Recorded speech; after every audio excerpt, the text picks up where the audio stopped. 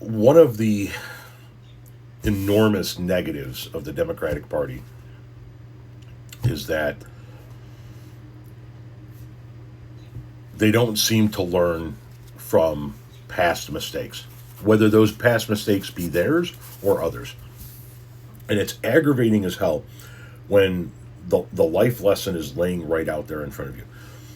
The One of the big reasons why we even have a Donald Trump in the White House to begin with is because of how screwed up the Republican primary was in 2016. Coming out of the Obama years, everybody on the Republican side wanted to be the one that was going to be the next Republican and set right all of the stuff they saw Obama do wrong. And so the field for the Republican primary in 2016 was huge.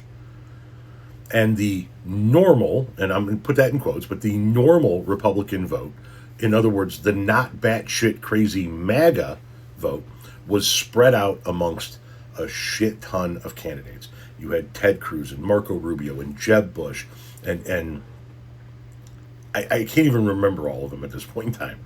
But there were a ton of what you at that point in time would have considered normal Republicans splitting all of that vote up among themselves. And the batshit crazy vote was consolidated with Trump.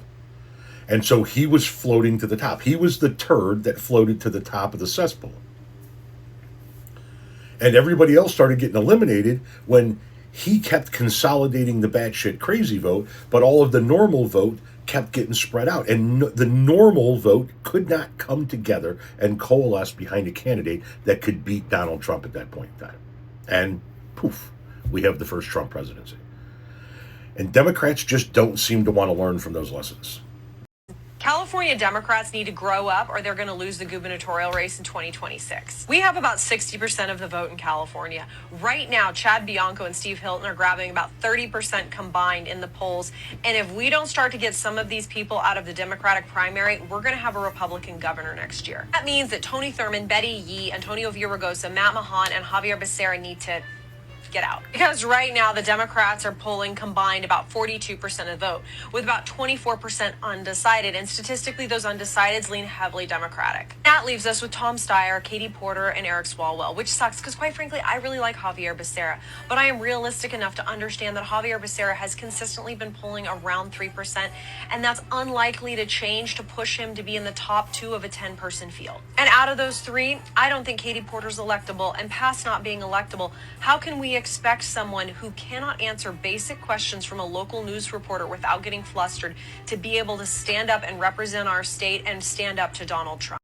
Now, just to be clear, I'm not endorsing or not endorsing that woman's message. I'm not here to tell you which Democratic candidate should get out and which one should be the nominee. I'm not saying that in this video.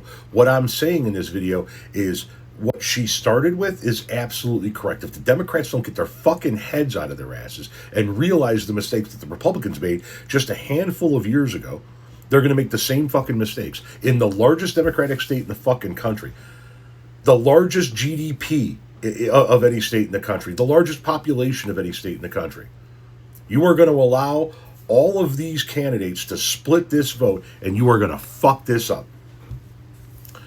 California Democratic Party, get your shit together.